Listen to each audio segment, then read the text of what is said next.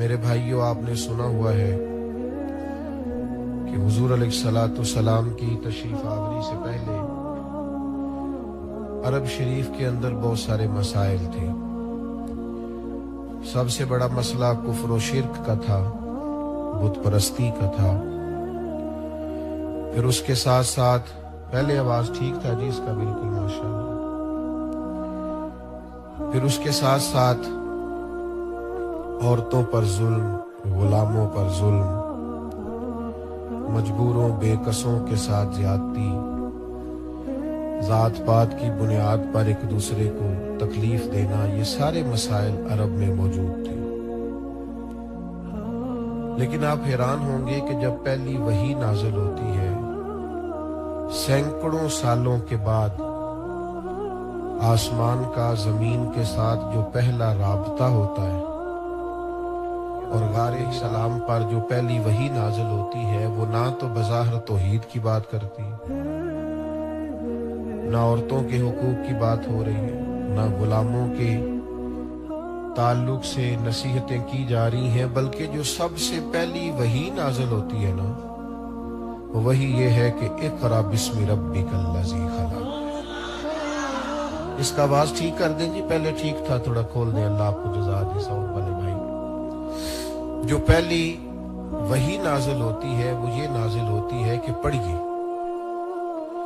پھر غور فرمائیے، ضرورت اس امر کی بھی بہت زیادہ ہے کہ توحید کی بات کی جائے، ضرورت اس امر کی بھی بہت زیادہ ہے کہ حقوق کی بات کی جائے، اس بات کی بھی بڑی حاجت ہے کہ مظلوم کی بات کی جائے۔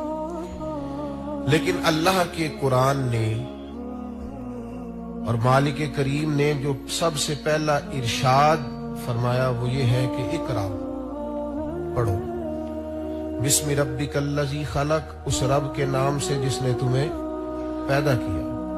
معنی کیا ہوا؟ اس کا مطلب یہ ہے کہ جہالت کفر و شرک کی ہو یا جہالت ظلم و زیادتی کی ہو، سب جہالتوں کا علاج ایک ہی ہے کہ علم پڑھا جائے۔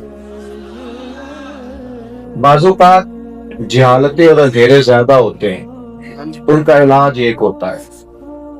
آپ کا انتظام مکمل ہے ابھی، آپ اسٹیج پہ بھی سامنے بھی سب دوست تھوڑی دیر مجھے دیں گے، میں نے چند ایک باتیں کرنی ہے بس، انشاءاللہ لمبی بات ہو، آپ توجہ کریں گے تو بات کر سکوں گا۔ بھائی جان چھوڑ دیں، تصویر کافی ہو گئی، دوسرا سی جل سکوں گے، نام بھی تصویریں آئے گی، پھر بھی گزارا چل جائے۔ عزیز دوستو، بعض اوقات جہالتیں اور اندھیرے زیادہ ہوتے ہیں، پر ان کا علاج ایک ہوتا ہے۔ کسی کمرے میں اندھیرا بہت زیادہ ہو گیا ہے اور وہاں بچھو بھی آ گیا، سانپ بھی آ گیا، وہاں کھٹمل بھی جمع ہو گئے، بہت ساری چیزیں جمع ہو گئی۔ اب اندھیرے میں ان سب کو بھگانا پڑے گا تو مشکل ہو جائے گی، کیسے پکڑیں گے، کیا کریں؟ یہ بہت ساری موذی چیزیں اکٹھی ہو گئی ہیں۔ اس کا ایک ہی علاج ہے کہ آپ نا اس کمرے میں روشنی کر دیں۔ آپ روشنی کر کے دیکھیں، سانپ بھی بھاگ جائے گا، بچھو بھی بھاگ جائے گا، کھٹمل بھی بھاگ جائے گا۔ جہالتیں کئی دفعہ زیادہ ہوتی ہیں پر ان کا علاج ایک ہوتا ہے۔ دنیا کے اندر جتنی بھی جہالتیں ہیں ان سب کا علاج ایک ہی ہے کہ لوگوں کو علم پڑھایا جائے، تعلیم دی جائے، شعور دیا جائے، ان کو فکری بنیادیں ان کی مضبوط کر دی جائیں۔ ہمارا یہ مسئلہ ہے کہ ہمارے ہاں علم رواج نہیں پا رہا۔ اگر سوسائٹی کے اندر کوئی چیز رواج پاتی بھی ہے تو وہ خطابت ہے، وہ ادب ہے، وہ شعر و شاعری ہے، وہ مخصوص فنون کا اظہار ہے، لیکن علم کا رواج نہیں ہم کر پا رہے۔ آپ کو پتہ ہے جتنی ہمارے ہاں محافل ہوتی ہیں، جتنا واعظ و نصیحت ہوتا ہے، ہر جمعے تقریر ہوتی ہے، صبح مختلف مساجد میں دروس ہوتے ہیں، اگر ہمارا مزاج علم کا ہو تو جس تیزی کے ساتھ ہمارے ہاں لوگ بیان کرتے ہیں، گفتگو کرتے ہیں، درس دیتے ہیں، ہمارے پاس تو بہت بڑا خزانہ ہو علم کا، لیکن مزاج علم کا نہیں ہے، مزاج کانوں کے ذائقے کا ہے، مخصوص لطافت کا ہے۔ اور اب تو مزاج تصویروں کا ہے۔ دیکھیں نا، میں نے آپ سے کہا تھا سامنے بیٹھنے والے موبائل نہ آگے کریں، آپ کو اللہ سلامت رکھے۔ آپ موبائل اونچا کرتے ہیں تو پچھلوں کو بھی نظر نہیں آتا۔ آپ توجہ کریں گے، جو دوست بنا رہے ہیں یہ دے دیں گے نا سب کو ویڈیو انشاءاللہ۔ لو جی، من گئے نے، گل طے ہو گئی انشاءاللہ، اب آپ بے فکر ہو جائیں۔ میرے بھائیوں، علم کا اعلیٰ حضرت بریلوی رحمت اللہ علیہ سے جب پوچھا گیا کہ ذرائع کیا ہیں علم حاصل کرنے کے، تو فاضل بریلوی علیہ رحمہ نے ارشاد فرمایا کہ ایک تو یہ ہے کہ باقاعدہ مروجہ کورس پڑھا جائے اور نصاب کی تکمیل کی جائے، ایک تو بہت بڑا اور اہم ذریعہ یہی ہے۔ لیکن فرماتے ہیں کہ علماء کے پاس بیٹھنے سے بھی، افواہ رجال سے بھی انسان کو علم آتا ہے۔ انسان ایک ایک دو دو کر کے دیکھے نا، ہر جمعے میں ایک آیت کی تو میرا خیال ہے ترجمہ تفسیر ہوتا ہی ہوگا ہر مسجد میں۔ تو علماء کا مطالبہ بھی صرف اتنا ہوتا ہے کہ آپ ٹائم پہ آ جائیں۔ اگر ذوق بنایا جائے کہ مجھے سیکھنا ہے اور علم کا ذوق ہو کہ میں نے سیکھنا ہے، اور اس کے اندر یعنی اس سے مراد یہ نہ ہو کہ میں سیکھوں گا پھر علماء سے بحث کروں گا، پھر میں سیکھوں گا پھر میں بہت سارے لوگوں پہ روب جماؤں گا، میں سیکھوں گا تو بہت سارے لوگوں کو جاہل کہوں گا معاذ، یا یہ ذوق ہو کہ میں نے سیکھنا ہے اور اس سے معاذ اللہ دنیا کمانی ہے۔ نبی کریم علیہ السلام نے فرمایا جس نے دین کا علم اس لیے سیکھا کہ علماء سے بحث کرے گا یا جاہلوں پہ روب جمائے گا، اسے تو اللہ جنت کی خوشبو بھی عطا نہیں کرے گا۔ خالص اپنی تربیت کے لیے ایک طالب علم نے مجھ سے کہا کہ میں جمعہ پڑھانا ہوتا ہے تو مجھے بتائیں مطالعہ کیسے کروں۔ تو میں نے کہا پتر صرف لوگوں کو سنانے کے لیے اگر آپ نے مطالعہ کرنا ہے تو علم نہیں آنے لگا۔ آپ اپنی تربیت کے لیے پڑھیں اور کتاب و سنت سے اپنے حصے کا فیض لینے کے لیے پڑھیں، تو پھر تو کتاب آپ کے ساتھ گفتگو کرے گی۔ لیکن اگر آپ کو صرف اس لیے پڑھنا ہے کہ خطابت چمک جائے، لوگ واہ واہ کریں، تو اقبال کہنے لگے تجھے کتاب سے حاصل نہیں فراغ کہ تو کتاب خواں ہے مگر صاحب کتاب نہیں۔ پھر کتاب والا تو نہیں بن سکتا، اس لیے کہ تو صرف اس لیے لے رہا ہے کہ میں ذرا آگے سکھاؤں گا، آپ کو تھوڑی واہ واہ ہو جائے گی۔ تو علم کا ذوق پیدا کریں اور اس کے اندر پوری توانائی خرچ کریں اور پورا حاضر ہو کر آپ علم کو حاصل کریں، اور یہ میرے آپ ہم سب کے لیے، اس لیے کہ نبی پاک علیہ السلام نے فرمایا علم کا طلب کرنا ہر مسلمان مرد و عورت پر فرض ہے، اپنی ضرورت کے مطابق علم کا عکس کرنا یہ ضروری ہے۔ مسائل سیکھیں، قریب ہوں علماء کے، بات پوچھیں۔ ہم نے پرانے لوگوں کو دیکھا کاغذ قلم لیے ہوتے تھے، سوالات لکھے ہوتے تھے، جوابات لکھے ہوتے تھے، اہم باتیں نوٹ کرتے تھے۔ یہ ذوق پیدا کریں۔ آج اس طرح لوگ بڑا سفر کرتے ہیں تو آخر میں پتہ چلتا ہے یہ تو سفر تصویر کے لیے کیا تھا۔ بڑی محنت کرتے ہیں تو آخر میں نتیجہ یہ نکلتا ہے کہ یہ تو بیچارے چھوٹی سی وہ لائکس کمنٹس کے لیے اتنی جدوجہد کر رہے۔ آپ صحابہ کو دیکھیں علمی ذوق کیسا تھا کہ حضرت کثیر بن قیس فرماتے ہیں میں دمشق کی جامع مسجد میں بیٹھا تھا تو مدینہ شریف سے ایک بندہ چل کے آیا، نہیں کوئی نہیں سمجھ آئی آپ کو، اتنا لمبا سفر طے کر کے ایک شخص آیا اور مجھ سے آ کے اس نے کہا کہ مجھے پتا چلا ہے آپ کے پاس نبی پاک علیہ السلام کا ایک فرمان ہے، میں ایز اے اسپیشل وہاں سے چلا ہوں اور یہاں آیا ہوں، مجھے وہ حضور کی حدیث سنا دیں، ایک حدیث پاک کے لیے۔ یہ صحیح حدیث میں موجود ہے، ایک حدیث کے لیے۔ اور حضرت کثیر کہتے ہیں میں نے اس سے تصدیق کرائی کہ آپ کو یہاں کوئی کام تو نہیں تھا، کوئی تجارت کا مسئلہ تو نہیں تھا، کوئی لین دین تو نہیں، انہوں نے کہا کچھ نہیں تھا، بس مجھے پتا چلا ہے کہ میرے نبی کا ایک فرمان آپ کے پاس ہے، میں حضور کی وہ حدیث کا سماع کرنے آیا۔ یہ ذوق جب امت میں پیدا ہو نا، پھر جلسوں کے اشتہار نہیں چھاپنے پڑے گی، پھر علماء کو شدت نہیں کرنی پڑے گی، گزارش نہیں کرنی پڑے گی کہ وقت پر آئیے، پھر تو انسان تڑپے گا۔ اور میں یہاں تو خیر الحمدللہ مفتی صاحب پڑھاتے ہیں، علمی ذوق ہوگا۔ جو لوگ اپنے آپ کو وقف کیے ہوئے ہیں نا آج کل میری طرح کے طالب علم، ان میں بھی یہ ذوق نہیں، علم کا وہ شوق جو انسان کو بلندی کی طرف لے جاتا ہے۔ آج امت کے اندر اپنے محبوب کی باتیں سننے کا، قرآن مجید کی تفسیر جاننے کا، قرآن مجید کے مفاہیم سے آگاہ ہونے کا، روح قرآن تک جانے کا وہ ذوق ہی نہیں، وہ شوق ہی نہیں۔ جس طلب کے ساتھ لوگ شہرت کی طرف بڑھ رہے ہیں، دنیا داری کی طرف بڑھ رہے ہیں، اقتدار کی طرف بڑھ رہے ہیں، وہ ذوق ہی نہیں, طبیعت ہی نہیں علم حاصل کرنے کی. میں اکثر کہا کرتا ہوں تو لوگ تو کہتے ہیں نا پیر جعلی ہو گئے ہیں, تو حضرت سلطان باؤ نے تو بہت پہلے کہا تھا مرید بھی بڑے جعلی ہو گئے ہیں, جعلی مرید. سلطان صاحب فرماتے ہیں رب دا طالب کوئی نہ ملیا, اے تے جو ملیا طالب زردہ ہو.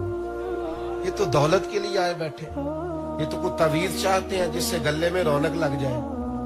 تو جب طالب ہی نہیں ہے, وہ طلب ہی نہیں ہے, آپ دکاندار سے وہ سودا ہی نہیں مانگ رہے, تو دکاندار وہ سودا لائے گا کیوں جو بکتا ہی نہیں.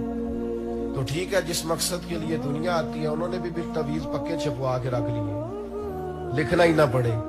وہ بھی ہر مرض کے لیے تعویذ دیے ہوئے, بلکہ بعض تو دینے کی تکلیف بھی نہیں کرتے, انہوں نے تعویذ دینے والا بندہ لیا تھا بٹھا دیا. اگر تعویذ لینا ہے تو ادھر چلے جاؤ, وہاں لوگ بیٹھے. بھائی مزاج پیدا کریں, علم اس کی طلب. بقی الدین ابن مخلد کہتے ہیں کہ میں اپنے استاد صاحب کے پاس پڑھتا تھا,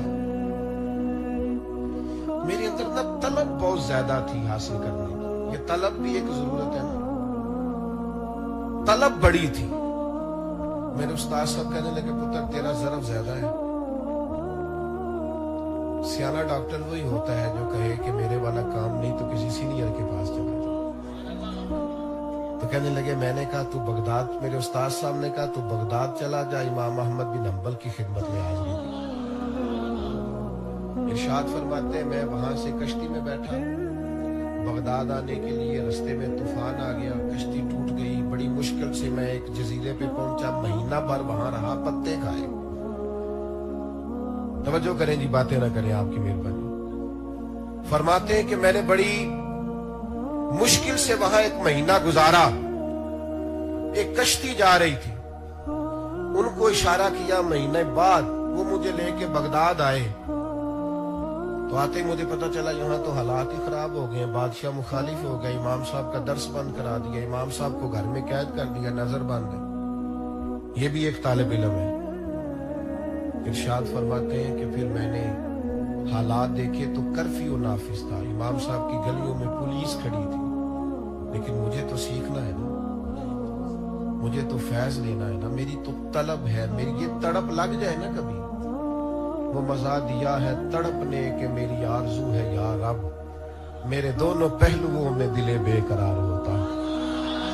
طلب لگ گئی ہے نا, تو فرماتے ہیں وہ شوق مجھے ٹھہرنے نہیں دیتا. میں نے سوچا کہ کیسے امام صاحب ایک شخص کی منت کی, یار مجھے گھر دکھا دو. تو جب میری بڑی آہوزاری دیکھی تو کہنے لگا میں نا ہاتھ سے اشارہ نہیں کروں گا, آنکھ سے کروں گا. ڈر آتا ہے نا, تو کہتے ہیں پہنچے امام صاحب کے دروازے پر تو آنکھ سے اشارہ کر کے وہ مجھے گھر بتا گیا. فرماتے ہیں اگلے دن بھلا میں نے کیا طریقہ اختیار کیا, میں نے سر سے کپڑا اتار لیا, کرتا پھٹا ہوا پہن لیا, ہاتھ میں مانگنے والا کاسا لے لیا, ایک ایک دروازہ مانگتا جا رہا ہوں, ایک دینار مل جائے, تینوں لب دے آپ گواچے. سانو اپنی خبر نہ کوئی, ساتھوں تے پارے نہیں ککھ گلیاں دے, سانو آخ دے لوگ شدائی, اسی ننگ نموس دا ساڑ کے چولا. تے گل آئی وہ سجنا اپنا آپ گوایا تا یار نے چاہتی پائی.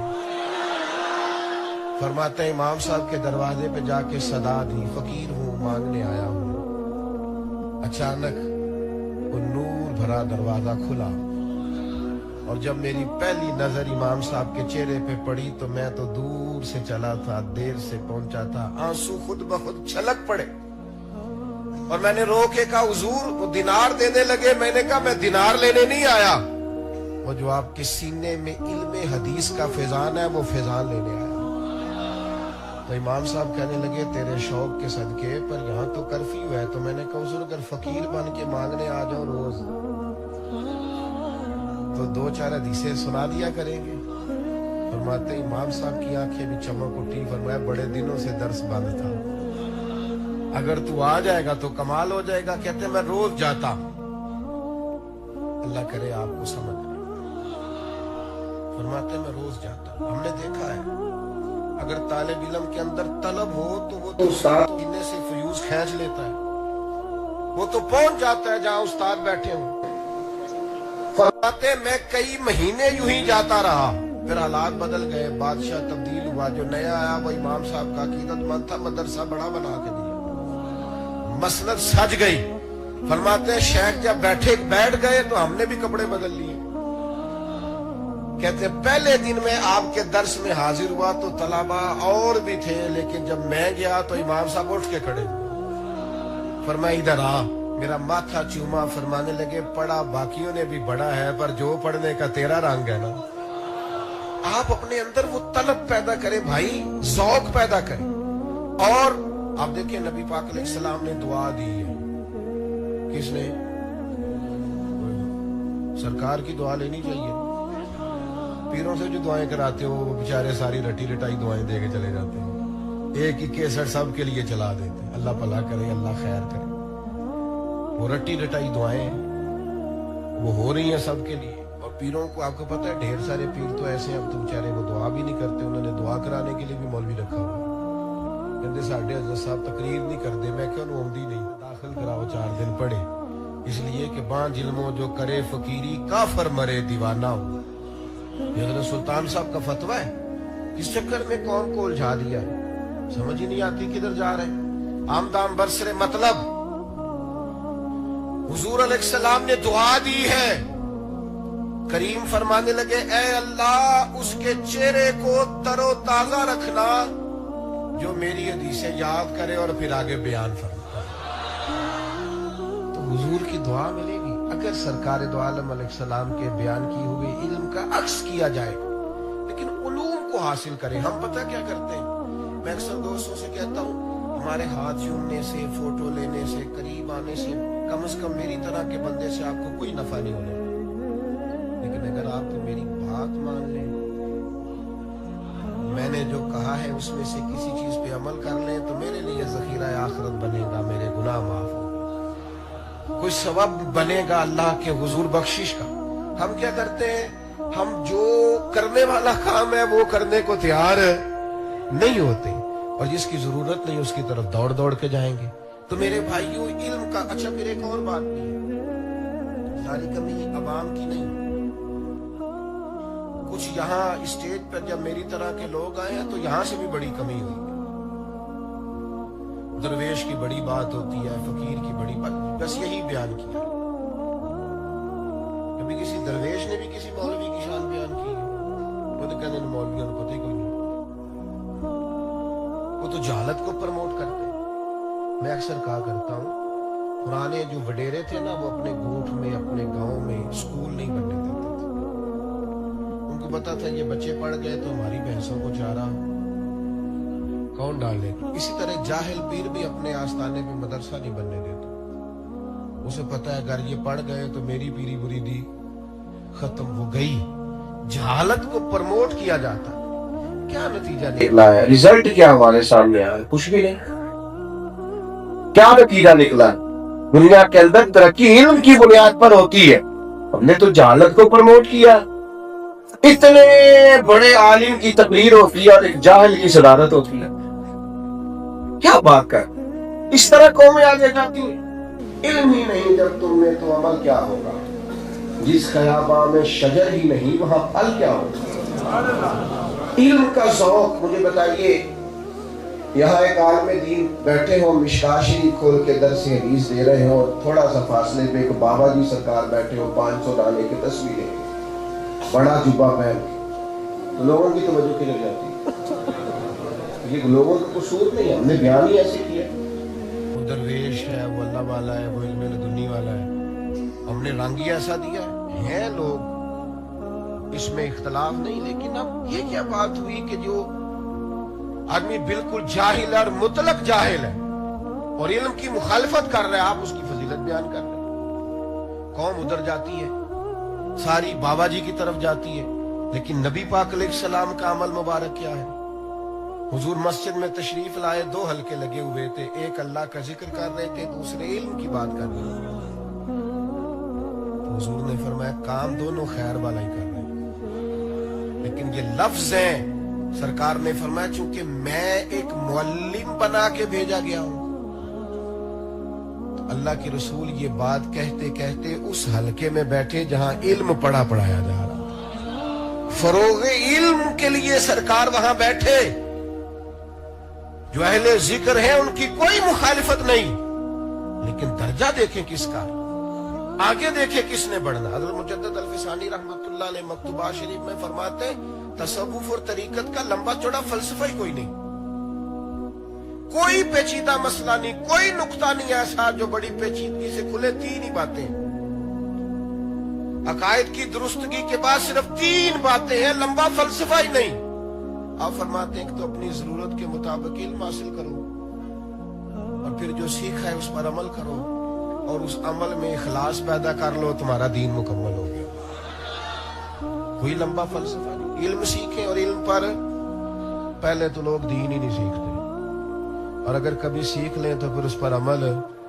ہمارے اصحاب قبلہ فرمایا کرتے تھے بندہ بڑا پڑھا لکھا ہو اور پھر بے عمل ہو، اس کی صحبت میں نہیں بیٹھنا. بڑی ڈگریاں رکھتا ہے پر بے عمل ہے، اس کے پاس بیٹھنے سے بچو. حضور کیوں فرمایا کرتے تھے جب بے عالم بے عملی کرتا ہے نا تو اپنی بے عملی پر بھی دلیلیں دیتا ہے، وہ زیادہ نقصان دہ ہو جائے. میں یہ اس لیے کر رہا ہوں، اس کی یہ دلیل ہے، یہ دلیل. وہ منطق فلسفہ ان چیزوں کا سہارا لے کر اپنی بے عملی پر بھی دلائل دیتے. لہذا فرمایا اس طرح کرو، اگر عالم بے عمل ہو تو بچو. داتا گانجی بخش علی اجمیری نے پتہ کیا لکھا ہے کشف المحجوب میں؟ داتا صاحب فرماتے ہیں لوگ چلے پوچھنے آ جاتے ہیں، وظیفے پوچھنے آ جاتے ہیں. فرماتے ہیں لوگوں سے کہیں نا آگ پر چلو تو وہ چل لیتے ہیں پر اپنے علم پر عمل نہیں کرتے. آگ پر چلنا آسان ہے پر جو سیکھا ہے اس پر عمل. ولی کون ہوتا ہے؟ بس اپنے علم پر عمل کرے، اخلاص پیدا کرے، وہی ولی ہے. آپ نے جو سیکھا ہے بس اس پر عمل کریں، عمل والی زندگی اپنائیں، پریکٹیکل لائف میں آپ نافذ کریں ان چیزوں کو. جس کی ضرورت ہے تو آپ خود بخود محسوس کریں گے سکون حاصل ہو گیا ہے. لیکن عمل نہیں کرتے لوگ، مزاج نہیں، الفاظ کے گورکھ دھندے میں الجھے رہتے ہیں. بس وہ اپنی گفتگو کے زور پر لوگوں پر. آپ اچھی طرح سمجھ لیں کہ آپ جتنے مرضی بڑے پیر کے مرید ہو جائیں، جتنے بڑے مرضی استاد کے شاگرد ہو جائیں، گھر میں جا کے آپ لاکھوں فضیلتیں اپنے آستانے کی بیان کریں، لیکن اگر آپ بیوی کو گالی دیں گے تو اسی وقت کہہ دے گی یہ سکھایا تجھے تیرے پیر صاحب نے، یہ سکھایا تجھے تیرے استاد صاحب نے. لیکن اگر آپ کی اخلاقیات سنور جائیں گے، آستانے پر جا کر جو سیکھا ہے اس پر عمل کریں گے، تو پڑوسی کی ماں بھی کہے گی پتر میرے بیٹے کو بھی وہاں لے جا جہاں تو جایا کرتا ہے. بیٹھ جا بیٹا، تشریف رکھ.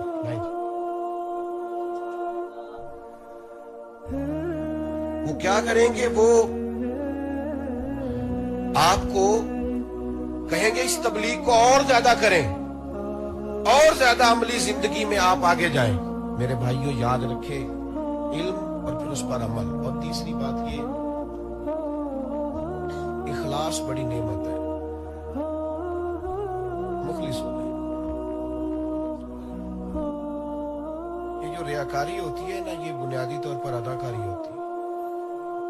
اداکاری بندہ لمبی کر سکتا، تھک جاتا ہے. آپ کبھی بھی زندگی کے اندر محسوس کریں کہ اگر آپ کا ذہن بن جائے نا کہ یہ چیز کوئی دیکھ لے، آپ تکلیف میں آ جائیں گے. بس میرا مضمون مکمل ہو گیا، بات سمیٹنے لگا ہوں، توجہ کرنا. جب آپ کا یہ ذہن بن جائے نا کہ میں نے اخلاص پیدا کرنا ہے تو زندگی سکون میں آ جاتی ہے، اطمینان نصیب ہونے لگتا ہے. لیکن اگر آپ مخلص نہیں ہیں تو آپ دو کشتیوں کے مسافر ہیں. آپ زندگی کے ساتھ گزارا کر رہے ہیں، آپ ہیں کچھ اور بن کچھ اور رہے ہیں. وہ ایک درویش تھے فقیہ اعظم رحمت اللہ علیہ، تو نے اپنے بیٹے سے کہا پتر تو مولوی صاحب ہے، تو دین پڑھتا پڑھاتا ہے، کوئی بندہ مولوی کہے نا مولوی صاحب بات سننا تو اس کا غصہ نہیں کرنا، اس کا مزہ لینا. یہ الحمدللہ مولوی ہوں، اس میں کیا ہے، یہ کتانے والی بات ہے. ہم کیا کرتے ہیں؟ ہم دو کشتیوں میں بیٹھ جاتے ہیں. بھائیوں اخلاص بڑی نعمت ہے. نبی کریم علیہ الصلوۃ والسلام نے فرمایا जो अमल तुम मुखलिस होके करोगे वो थोड़ा भी होगा तो तुम्हें किफायत करेगा, तुम्हारे लिए काफी हो जाएगा। इखलास के साथ अपनी जिंदगी गुजारें, कभी भी तसन्नो का मुजाहरा न करें। ये जिनको दिखावे का वो मेरे तरह के लोगों को शौक लग जाता है ना स्टेज पे बैठने का, बेचारों को कभी पीछे बैठना पड़ जाए ना तो बड़ी मुसीबत में जान आ जाती है। वो फिर स्टेज सेक्रेटरी को गर्दन ऊंची कर करके दिखाते हैं कि मैं आ गया हूं, मेरा कभी ऐलान कर देना था। और इतनी बड़ी मुसीबत है आजकल। तो मैं अल्लाह के घर में बैठा हूं, जो नाम हमारे हैं वो बहुत काफी हैं, उसके ऊपर अलकाबाद का बोझ डाल के अपने आप को दबाने की क्या जरूरत है। असल इंसान का पता तो तब चलेगा जब सुबह कयामत उसका नाम अमाल को ले। अगर पर्दा पोशी हो गई फिर तो हम बड़े लोग हैं, लेकिन वैसे अलकाबाद की दौड़ में शामिल होने का कोई फायदा कुछ भी नहीं। मन दानम के मन दानम, जो हम हैं हमें पता तो है ही। तो इतना ऊंचा उड़े बंदा के बाद में गिरे तो नुकसान हो, ये भी ठीक है नहीं होता। मुखलिस बने, इखलास। हम ना बड़े दावे करते हैं, बड़ा कुछ दिखाते हैं, उसका नुकसान होता है। जिंदगी में उतना कहें जितना कर सके। आखिरी गुजारिश मेरी आपकी खिदमत में ये है, मुझे कहा नहीं हजरत ने, न किसी और ने, न किसी और ने, सिर्फ मैंने आपसे इतनी बात करनी है कि ये जो लोग दीनी मदारस चलाते हैं ना, हाथ जरूर मजबूत करें। मैं किसी चंदे की अपील नहीं कर रहा, लेकिन इखलाकी मदद करें। जो आदमी सुबह से बैठ के दोपहर तक शाम तक पढ़ाता है, इखलाकी ताउन करें, मदारस के नुमाइंदे बने आप इनके। मैं ऐसा भी नहीं कहता कि मदारस में कमी कोई नहीं, जहां इंसान होते हैं वहां कमजोरियां भी होती हैं। आप आए, जहां कमजोरियां हैं वहां मशवरा दें, लेकिन जितनी खिदमत मदारस कर रहे हैं ना, इंशाअल्लाह ताला थोड़ा ही वक्त गुजरेगा, आपको अंदाजा होगा एमफिल में भी ज्यादा बच्चे आपको मदारस के मिलेंगे, पीएचडी में भी ज्यादा बच्चे आपको मदारस के मिलेंगे। हमारा मदरसे का बच्चा तो शरारत भी करे तो बड़ी पढ़ी लिखी करता है। वो तो मैं एक दिन रात को देर से आया तो बच्चे ना, मैंने कहा 2 बज गए अभी तक इनकी आवाजें आ रही हैं। तो जिस कमरे से आवाजें आ रही थी मैंने उसकी जाके लाइट जलाई, फिर मैंने पूरी कोशिश की है कि जो बोल रहा था वो बता दे, लेकिन आखिर में मुझे ही सजदा साफ करना पड़ा कि मेरे कानों का कोई धोखा था, वो नहीं बोले। ये तो हर मामले में बड़े सियाने। तो मदारस में मजबूती है। बस फिक्री इन बच्चों से भी मेरी अपील है कि आप ये रोना रोना छोड़ दें कि कौम इज्जत नहीं करती। किसने आपको कहा नहीं इज्जत करती? कौम तो पलकों पे बिठाती है। अब इससे निकल आए आप। और अगर कोई बिलफर्ज दुनियादार लिबरल इज्जत ना भी करे तो जरूरत क्या है, जब हुजूर ने फरमाया फरिश्ते तुम्हारे पैरों नीचे पर बिछा रहे हैं, तो फिर इधर उधर से इज्जतें उधारी मांगने की क्या जरूरत है? अल्लाह रसूल की दी हुई इज्जत काफी नहीं? के लिए मेरी गुजारिश है, जितना बाअमल बनोगे ना उतना निखार आएगा। मेरे एक क्लास फेलो हैं, उनके यहाँ दस्तारे फजीलत का जलसा था, तो उन्होंने कई दफा हदीस बयान की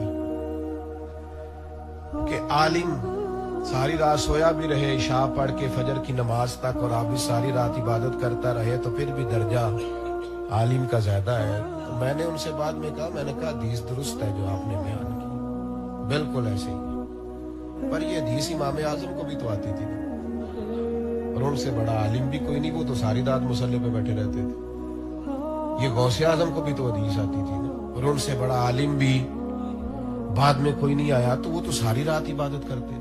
ये हमने क्या फलसफा बयान कर लिया है, अपने हक में चीजें बयान करके मुतमिन हो जाते हैं।